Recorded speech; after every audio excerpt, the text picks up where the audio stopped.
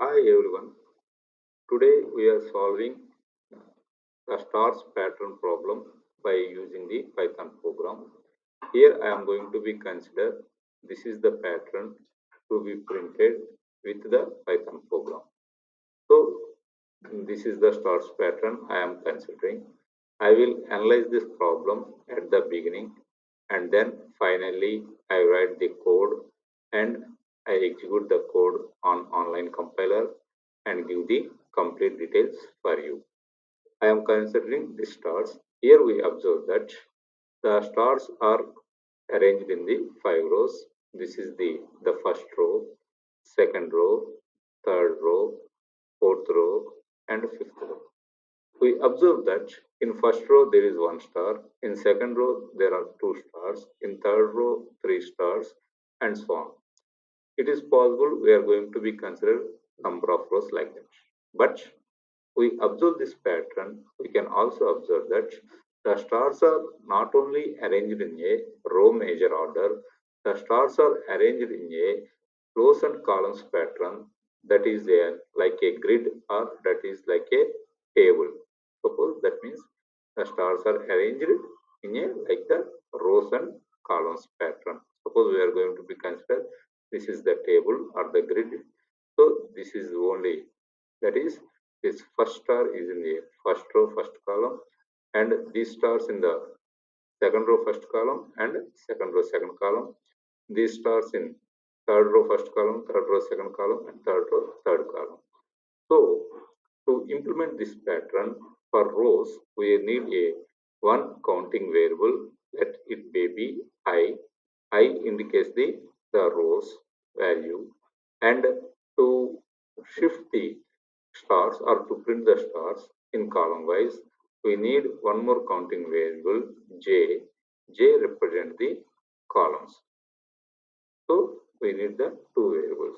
And here we observe one important issue, that is when I value equal to 1, when I value equal to 1, that means when row value equal to 1, the column value, that means the row value is 1, the column value, that is j value, is also be 1, because in first row there is only one star. In the same way, when I value equal to 2 in the second row, right, the j value equal to 2. That means in second row there are two stars. In the same way, and so on. Third row, 3 and 4. So we need two variables, that means I and j, to print this pattern. So we can write the program by using the two for loops, and I am also using the range function for printing, automatically increasing the range. For I in range of 0 to 5, because I am going to be considering only 5 rows, the range function uh, print the values from 0 to n minus 1, 0, 1, 2, 3, 4, totally 5 rows.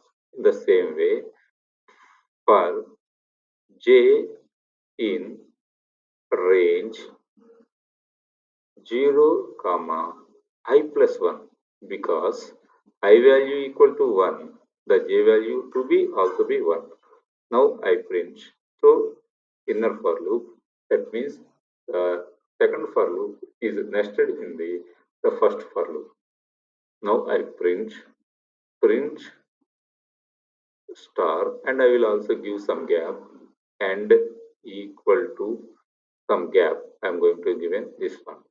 So after completing the columns, that means first column, second column, like that, we will back to the next row. So for that reason, that means to come to the reason, that means this inner for loop print the stars in column wise. The outer for loop print the stars in row wise. So this is the column. So for that reason, to end of the column, I print the new line character backslash n. So this is very simple program to print the above said pattern like the rows and columns.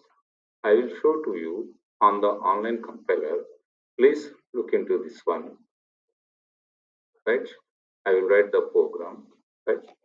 For I in range 0 comma 5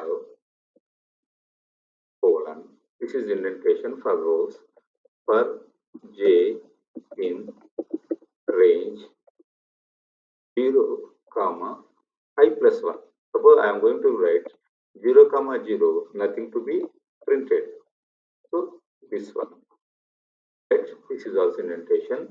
In the inner for loop, in the column wise, we are only print star, print star, comma.